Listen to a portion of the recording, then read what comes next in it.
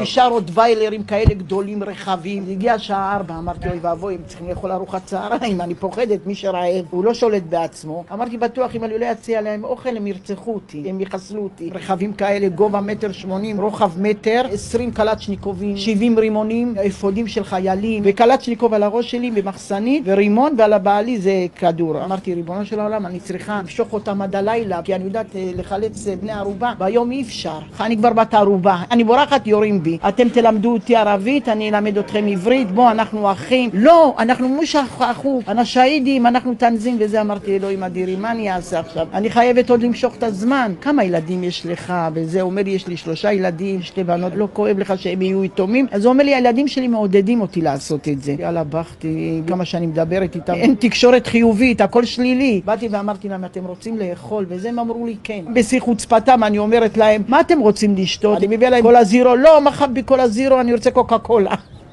אמרתי לו, מה אתה רוצה קוקה קולה? אני סקרתית, אני שותה רק זירו. קודם כל תטעמי את. פחדו שאני מרעילה אותם. הם אכלו כמו סוסים. המחבל הפצוע התעורר, ושמתי לו חוסם עורקים, חבשתי לו את היד. בוא תשתה מים, תנוח, תאכל אננס, הסוכר יעלה לך, אתה נראה הרבה חיבר. שר איתם שירים, הוא שר לי שירים של ליאור נרקיס. את חמודה. היינו סחבקים כאלה, הם לא נגעו בי, לא פגעו בי. אני כל מי שנכנס אליי הביתה, קודם כל זה הכנסת אורחים שלי.